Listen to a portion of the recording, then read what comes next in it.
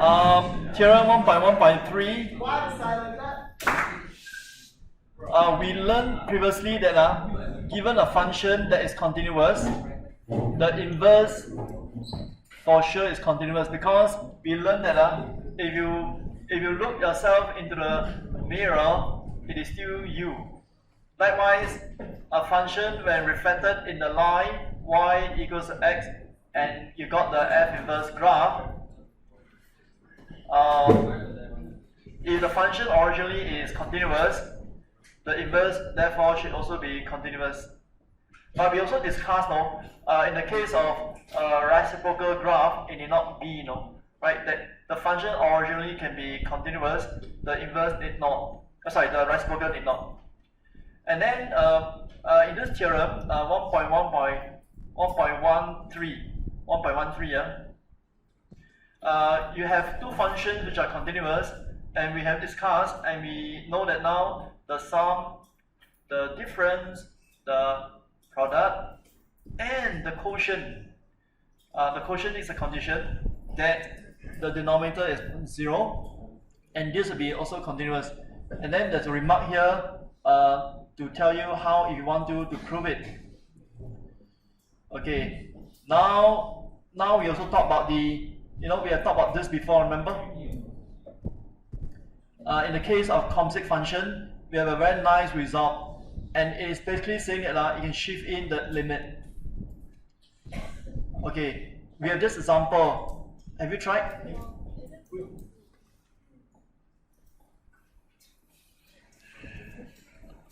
Okay, let's do. Do you go through? Is this something you go through? I haven't gone through this theorem, is it? I did The example we didn't, right? So let's do it together. With one hand, I'm sure you know how to do this question. The fact that ln right is continuous, because it is continuous, it satisfies the condition that we had in the theorem. I can therefore now move the limit inside.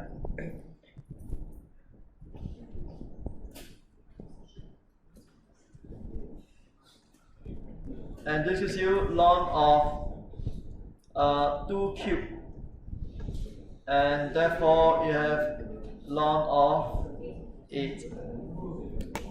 So we have made use of the theorem. Students should follow Protocol 3. Boarding office will provide instruction. For today, student will go back to boarding for testing when student has free period. When you have free period.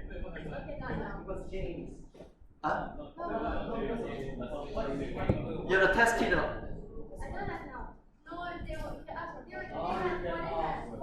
So wait for boarding to alert you.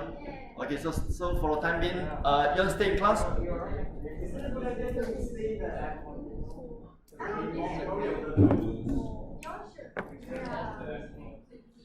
Okay.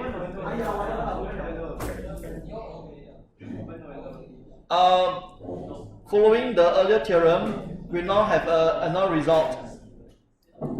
Something very nice as well. Earlier on in the theorem, only function f is continuous, and therefore we can bring the limit in. In this case, even the g is continuous. Remember in the function f of gx earlier on, in the earlier theorem, right? We only had the condition that function f is continuous. Now what they say here right now is, if both functions g and f are continuous, then fg will also be continuous. In another word, to establish this result, it is as good as saying this, It is as good as saying this.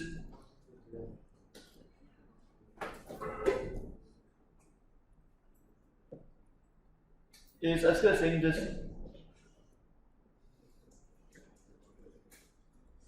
Right? And to show that this is true, you can then just make use of the earlier theorem by starting off with limit x goes towards a of f of gx. And because the function f is continuous, the earlier theorem allow us to bring it in. And now because G is continuous, we therefore have this as, and then we are done. Maybe I should. This implies Fg is continuous at x equals to t. Okay.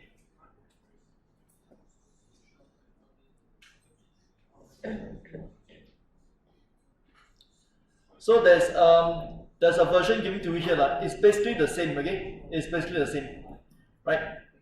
So what I've written here is like more concise, easier for you to, I think, to follow using the earlier theorem. Okay, moving on. You.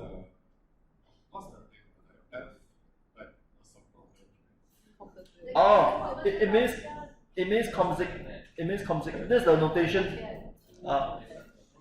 F not gx.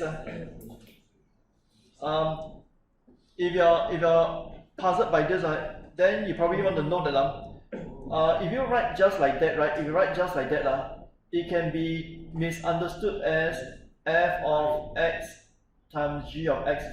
So for the reason people use this other notation. But I want you to know that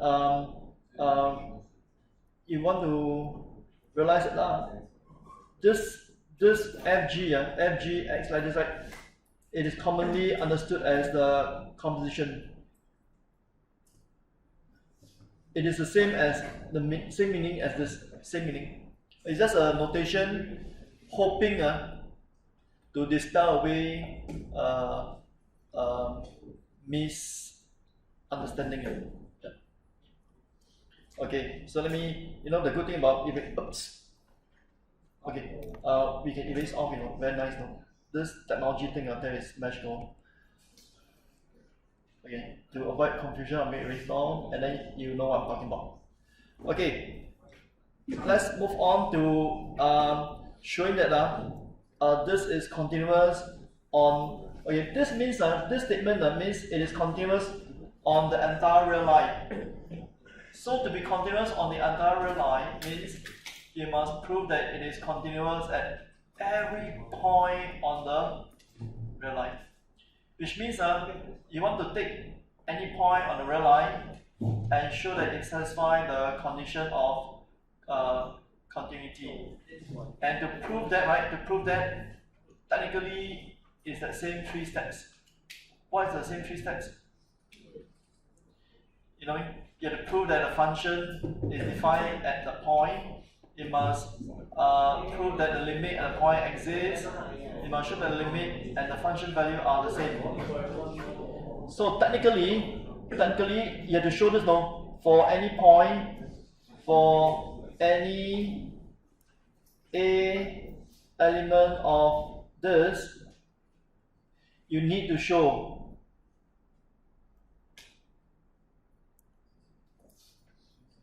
limit x equals x towards A of this one. You must show that it is close to this. This is basically what you need to prove. Right? So to show that it is continuous on the entire real line, you must show that it is continuous on every point on the real line. So now there is actually the formal writing here. Okay. Maybe let me do it for you. Okay. Maybe we do it this way. Okay, maybe this, okay? So maybe instead of writing that way, maybe we do it this way, okay? From here, right? For any A element of real number, we want to actually start out with this line. And because absolute value function is a continuous function, we can then bring in the limit.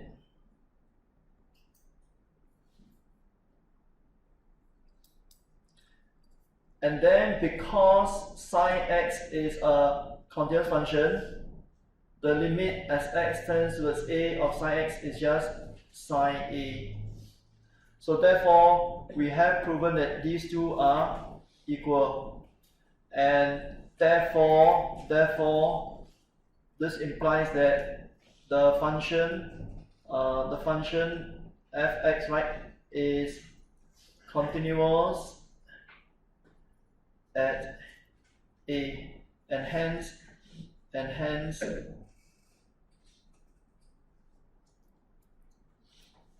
f is continuous on. Why can I make the hence statement? Because this point A, right, is any point on the real line. So that if you repeat the same argument for every other point on the real line, you will come to the same conclusion that it is continuous at every point on the real line, and therefore it is continuous on the entire real line. You see the logic? Okay. If it's true for every point on the real line, it is therefore true for the entire real line. Okay. This example 29.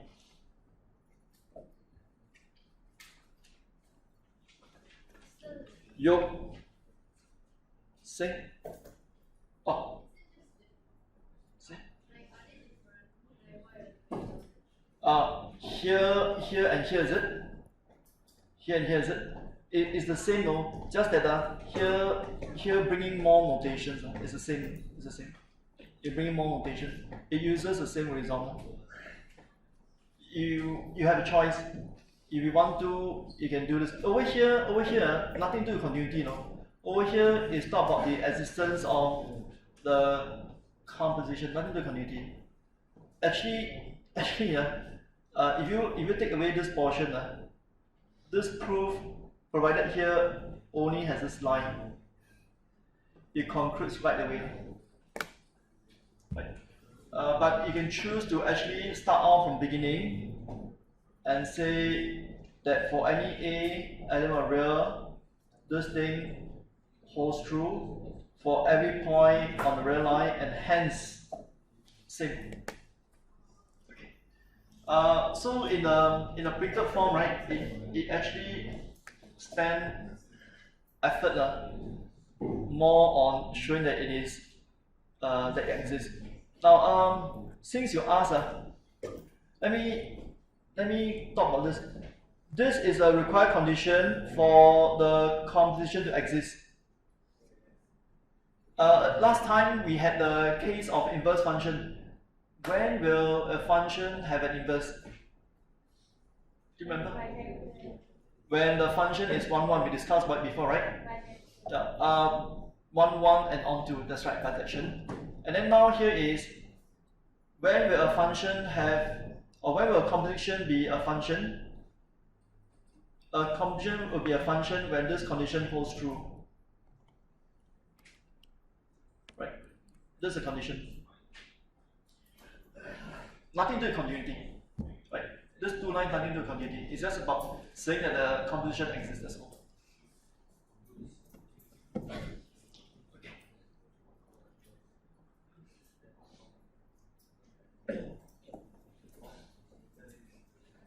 Okay, pressing on. Okay, when we come to talk about discontinuity, we actually categorize discontinuities, we categorize, and we have altogether 3 categories. The first one is called removable. On this picture, it shows you a diagram. If you roll out a little bit, you can see that there is a brokenness here. So because of brokenness, this is obviously a discontinuous function. And in this case, the discontinuity at the point A is deemed to be removable. Let's hear from the boy in green. Which one? Why do you think that this discontinuity is termed removable discontinuity?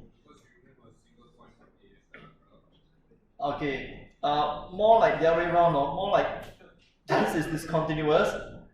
You could so-called remove that discontinuity by defining a value at this point to be exactly this number, so that the discontinuity can be removed. You know what I mean? That's the understanding of this term. So it is removable because I can make it wholesome by simply defining a value for the function at x equals a. That's it. Right? Removable discontinuity. So that after that, the function becomes continuous. Then there are two others. The diagram says it all. There's a jump, and then there's an infinite discontinuity. You want to realize that in the case of jump and infinite discontinuity, there is no way to mend things and make it continuous, or no way. You know what I mean? Unlike the earlier one. Just translate it and put it together. Too much effort. You know, that means you got to redefine the entire portion here. You know what I mean? It's too much effort. Okay. So now we're going to learn more about this by looking at this example. Class, you look at this example and see if these statements are true or false. Okay, let's see the first statement. Jump discontinuity, is it true at -2? Okay, that's true. The limit when x approaches 2 is 4. True or false? True. By the way, the school says in classroom you must be in proper attire.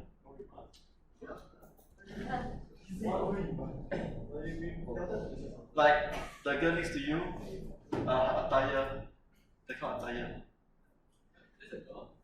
No, I'm talking. He was asking me what were you asking me? Yeah.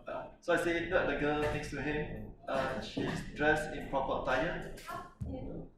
You. The girl. Who is the girl? I was reading to you that her example that she's in proper attire.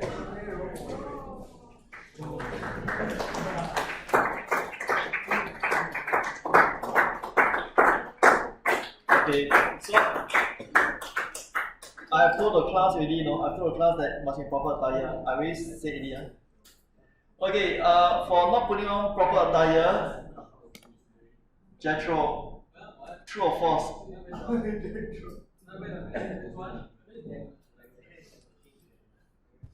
True or false?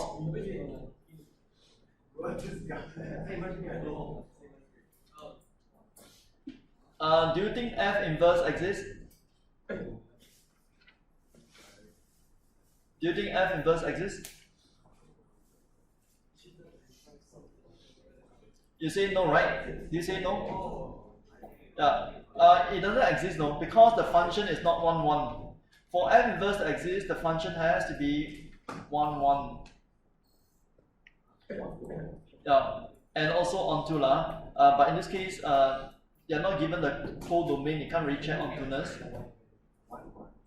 Okay, let's check. Is this true? And you look at the diagram, right? You look at the diagram, this is actually true, no? Right, but because one false, one true, right? This statement is still false. So because of this, your answer to this question is just B.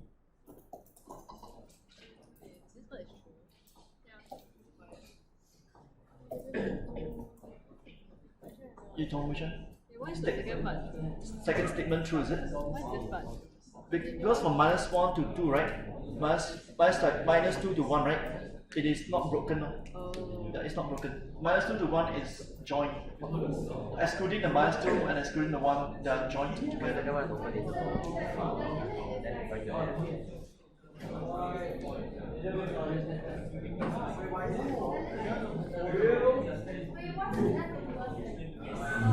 Okay, slowly. Shh. That's one question at a time. You're talking about limit RDT. Why is the limit equal to 4, is it? Shh. Quiet.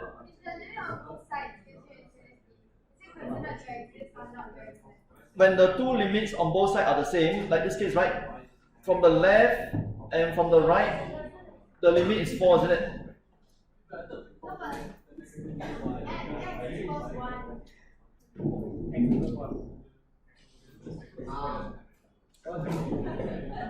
When x approaches 2. Okay, sorry. 1 is it? 1, no. 1 doesn't exist. 1 doesn't. No, it's an open interval. Open interval. It's a, because this is not 1 function. Not the 1 function. Not 1. That one is for check that it's a function. No, vertical line test is to check that it is a function. Horizontal line test is to check that it is 1 or not. Okay. Thank you for the question. Actually, it's nice you ask question, honest, so that I know that you are with me. Huh? Oh, okay, good one. Yeah, it's not a coordinates, it's an interval, because the Jethro, the context of the question. Yes. I think it specifies that continuous of the Okay, thank you. Arising from the opinions, I should say the interval. Okay, point taken. Huh? Class, this is the way you should take. Okay, only people who are left-handed will appreciate this, okay? You understand why?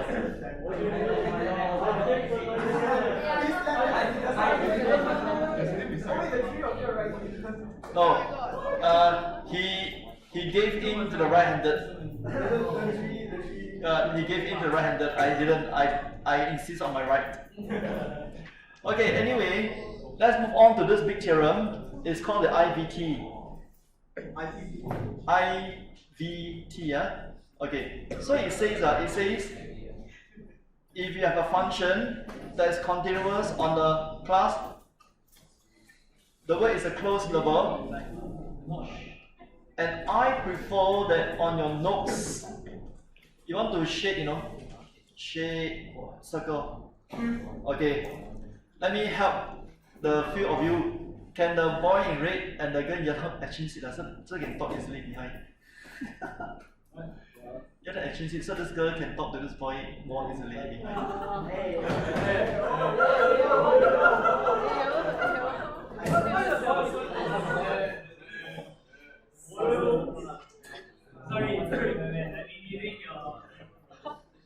Yeah.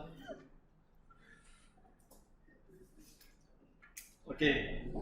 So this theorem says, if you have a number k that is between these two numbers,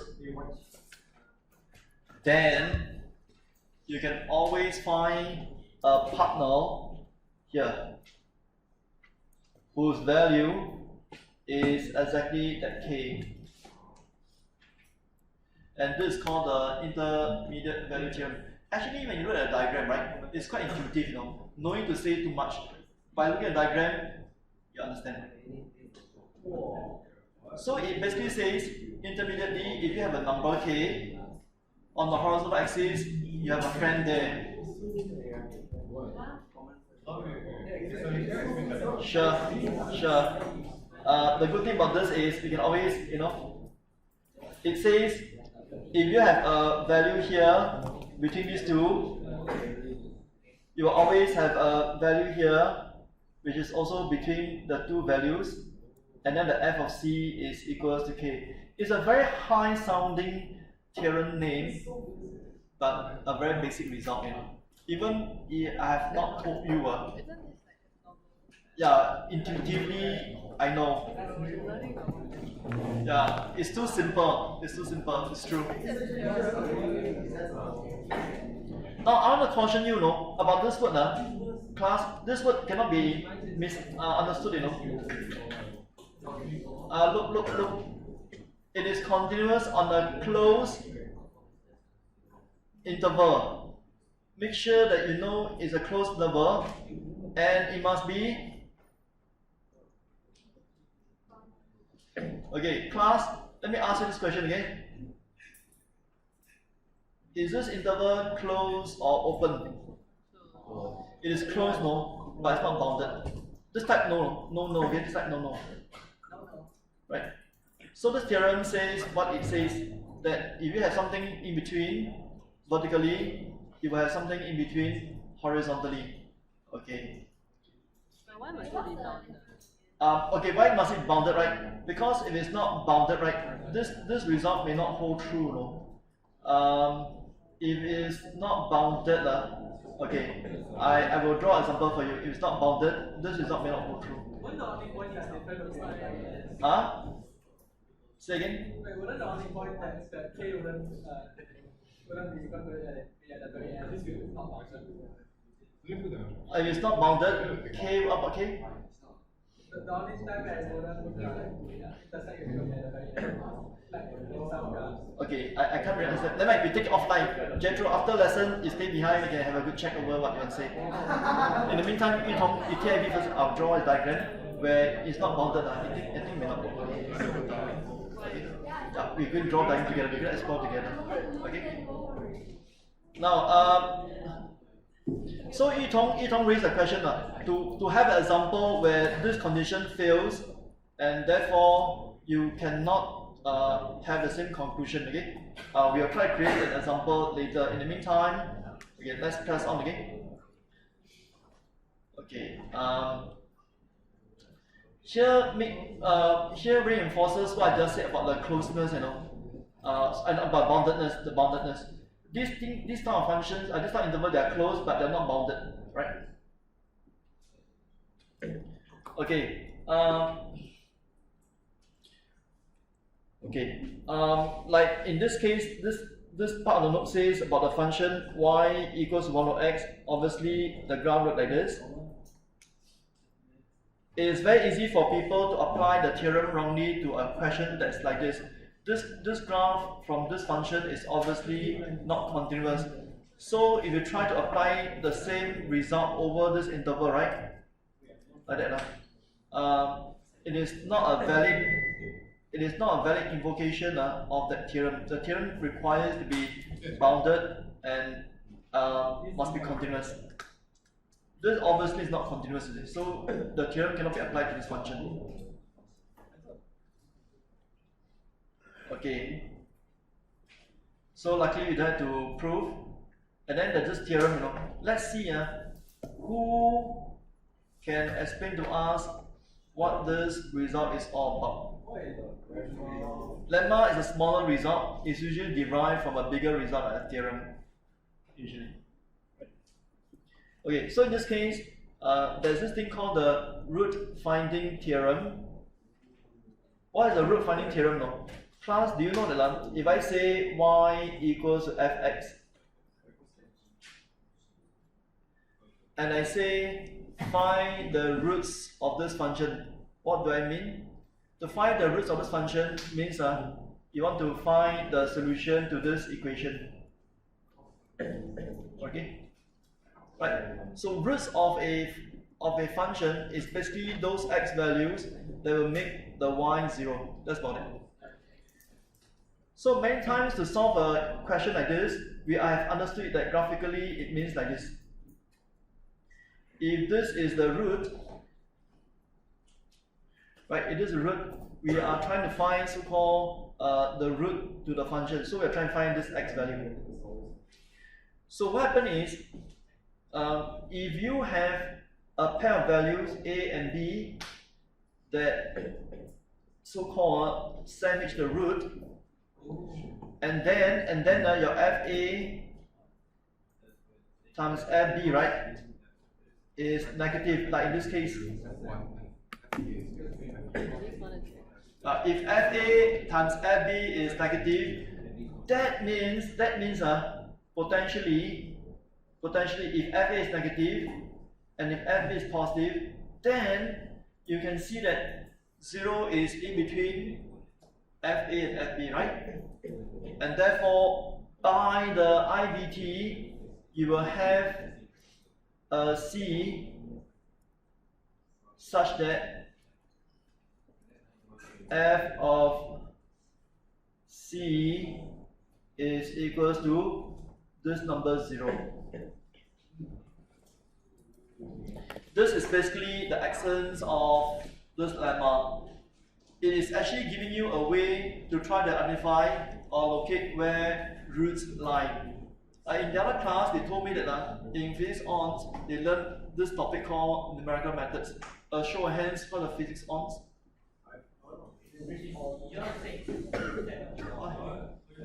Have you done something in numerical methods? But Katif in the other class told me he has learned it in physics. Numerical methods. Doesn't matter. Doesn't matter. So this root finding theorem basically means if you can find a pair of number A and B such that this happens, you can be sure of the existence of roots. Okay? Only if it's continuous. Huh? Only if the function is continuous between. Yeah. By the top part. Yeah. And then of course coupled with all these conditions, conditions. Okay, so now in example 31, see me. Sorry. Aditi, what's up? Who? Chen Hui, sorry.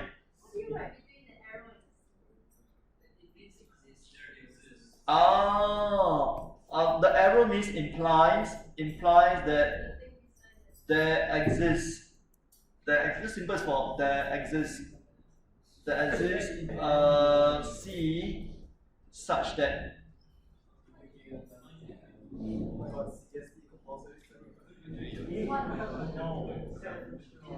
okay, something simple. Example 31, you try.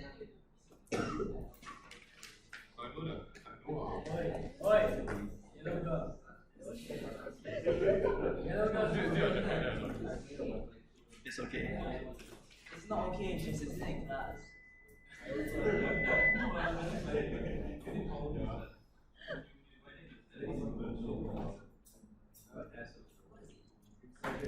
Okay, for example 31.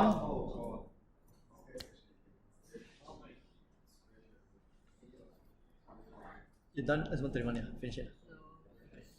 Example 31, right?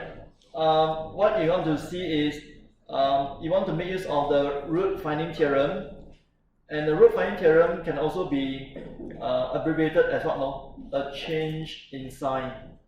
So you just look for the pair of values where there is a change in sign. Like in this case, right? In this case, right? Okay, let's see again. Between these two, is there a change in sign? Right. Okay, so you say to answer this part A, right? You say part A, you say since f is continuous on and f of minus 2 times f of minus 1 is negative, by the IVT there exists a C element such that f of C is equal to 0. So there is at least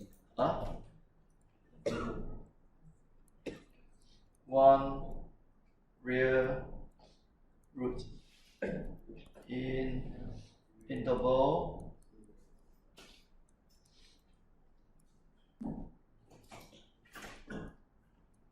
sorry, my writing is horrible, is it? Can? Okay.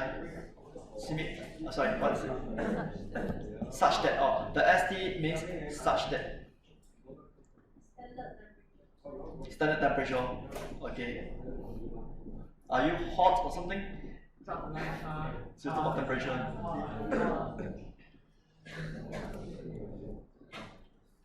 Okay. The 3 boys behind are having a good time. You're having chewing gum, are you? Okay. So you're going to dispose it off carefully, no? Do you buy in Malaysia? You went Korea, lah. Your friends.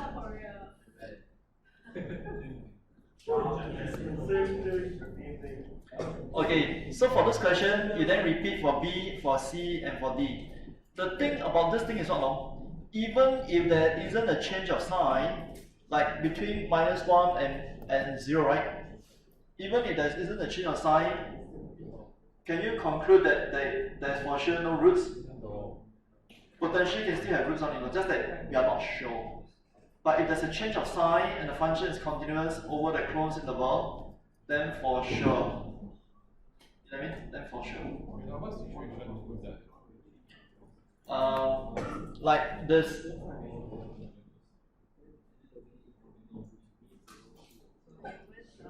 Like that. Yeah, when up and down, that's right. Like this, right? FA times FB is positive, but there are 2 roots.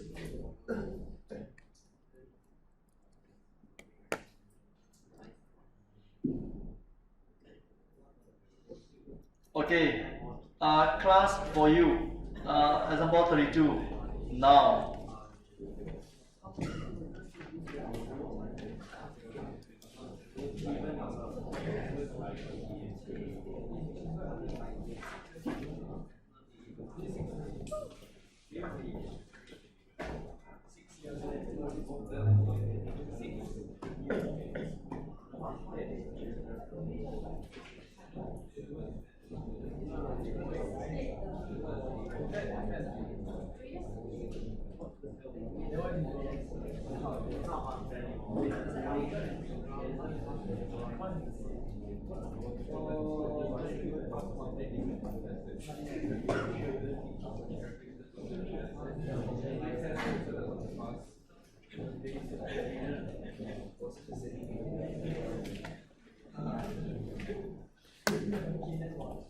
Can you all try this question now?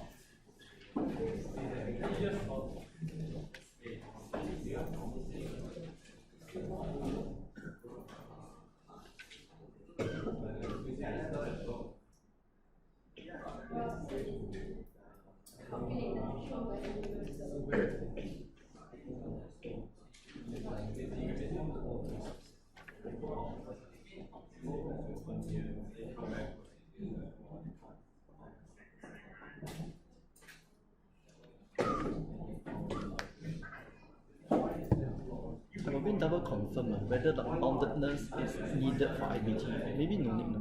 But in the next one, I think it needs EBT for sure. You also try to come up example whether not if it's not bounded, like will it still go through? I'll try to come up. I feel like maybe there is a.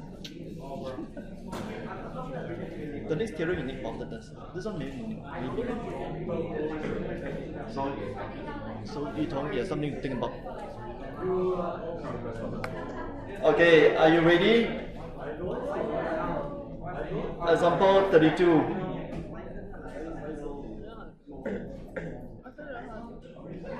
For example 32, it's easier than what you think, you know. You just need to work hard.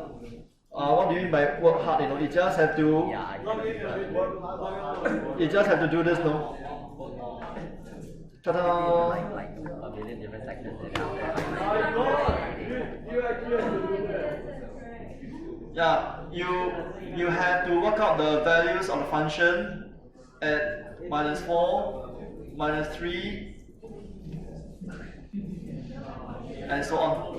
It could be better off if you write like this, no? Class, it might be better off if you write like this, no? Okay, are you having a back cough? The boy in front, are you okay? For now. For now, you're okay, huh? It might be easier for you to write them in a column rather than like this, you know.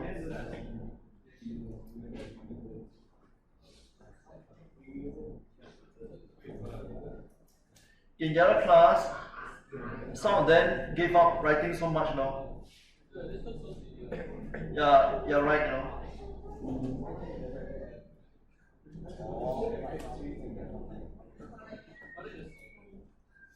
Oh, no, pretending that we can't solve, pretending that we can't solve, okay?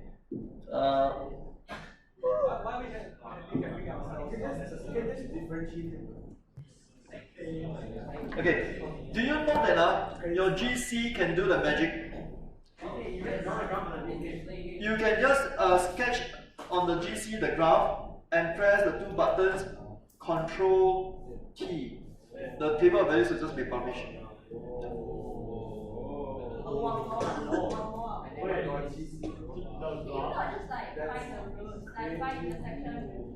I mean, if you do this, it defeats the purpose of this question, because this question just wants you to make use of the theorem. Yes? After this, we just multiply like consecutive roots together. Yeah, to get like a less than 0. Yeah, you want to spot on the change in sign. So where are the change in sign?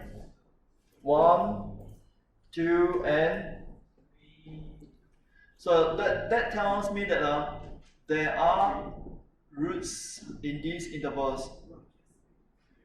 And because you have identified 3 intervals for which roots exist, and given that the function is cubic, right? You therefore conclude that this function has exactly 3 real roots. It has to be, right? Because it's a cubic function, isn't it? Huh? So you know like there's apples tree and these tree from Cubic function will have exactly 3 roots. Could be a mixture of real and unreal, no? And now you have identified 3 spots where real roots exist. That means it must have exactly 3 roots. I'll still write that down. Yeah, coming. I know. Some people say, I was telling the class the story, as a student, myself, I also don't like copy notes. I dread. So what did I do? How did I survive my school days? Photographic memory. No. All I did was, you establish group friendship with a few friends, you borrow their notes to photocopy, They copy, but I don't, I didn't, And the good thing is, their notes are very neat, better than mine, The handwriting is very nice. So I like to photocopy their handwritten notes. In my school days, not like this, you all have pockets here and there to fill in, right? In my school days, my teacher will write every word on the board, letter by letter. That's how we learn, That's how it was like. Yeah. So a lot of writing in the classroom. Keep writing, then no time to talk, No time to just rest like this, If you just writing, Okay.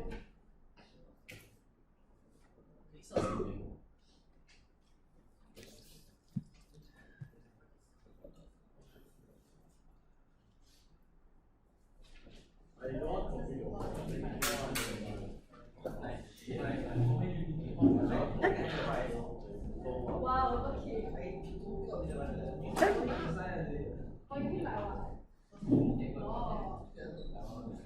Wait, but then this only depends if it has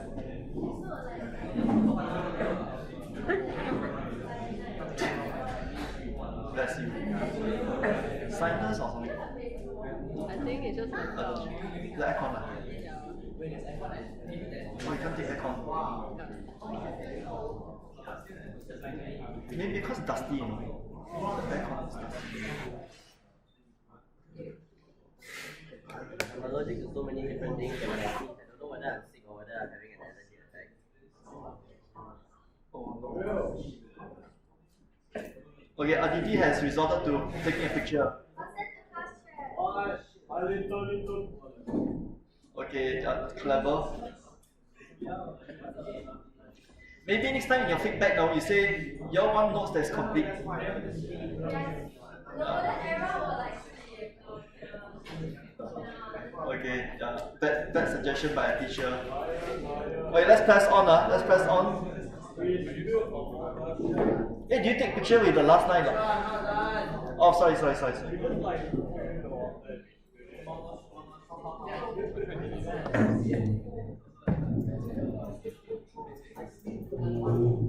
Yes.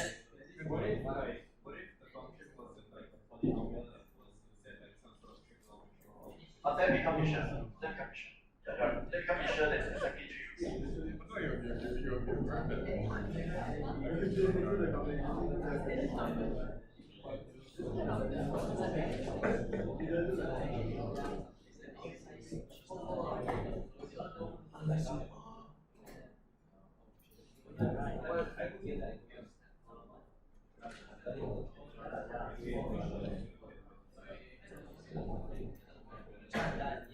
You're done, huh? Okay. Okay, let's talk about another theorem. This theorem is called the EVT.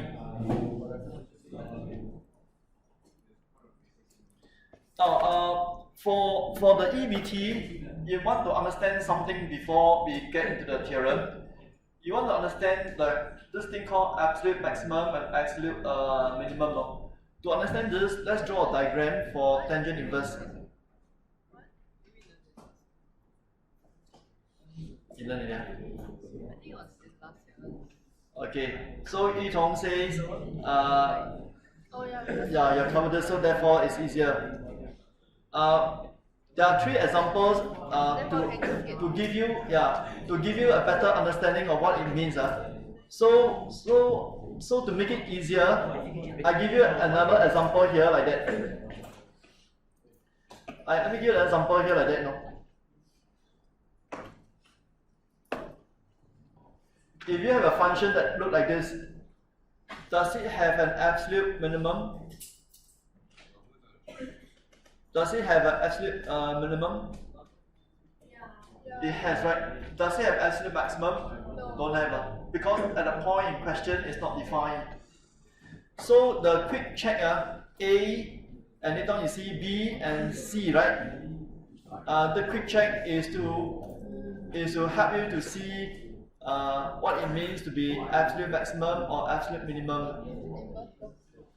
Okay, now let's try to draw the tangent inverse graph. How does it look like?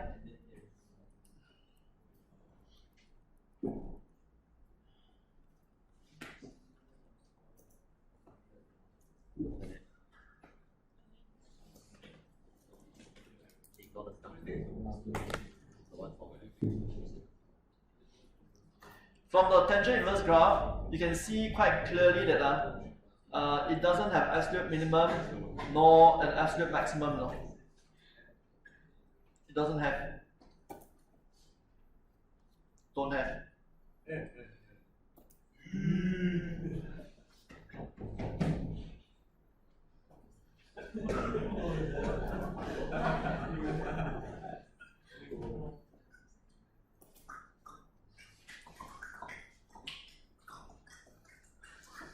Okay, you're getting there, or we're getting there. That's nice. It'd be very nice if all can do this kind of thing and then produce a music. Well, they can do it on stage.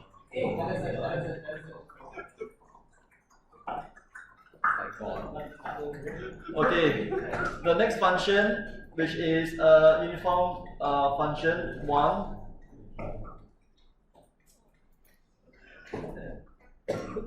Right, the absolute minimum and maximum are identical. They are both 1. And there's one more.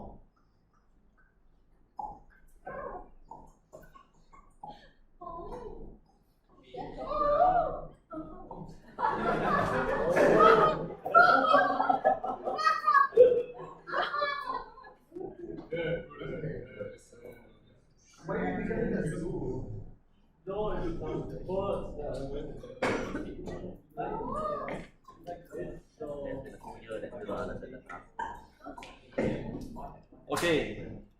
In the case of part C, if you were to draw a graph, it looks like this. And this is the conclusion, you know.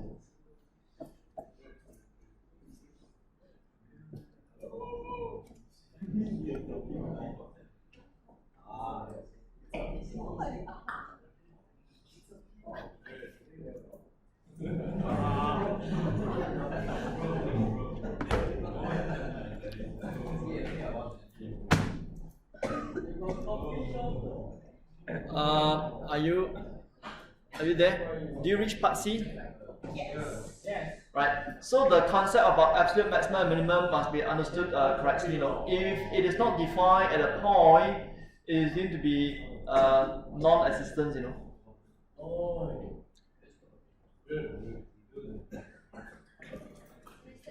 Yo.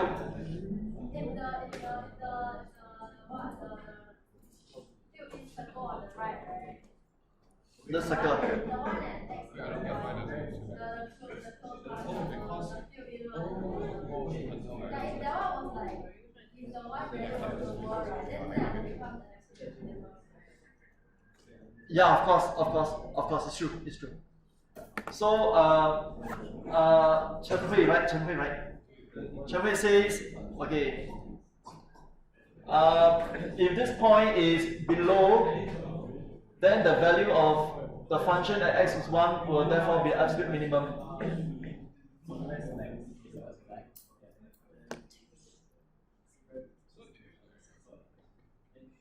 Okay. There's one more. There's one more that look like this. Okay, quickly finish this one and then we call it a day.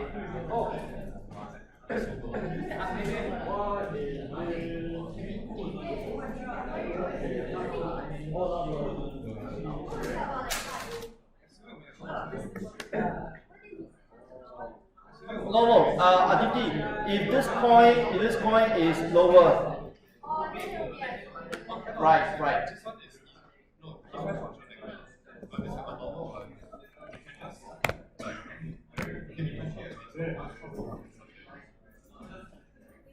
Okay, so for part D, right? Part D, the answer is it doesn't have an absolute maximum, although the absolute minimum, of course, is 0. Okay, we will end here. We'll continue next week.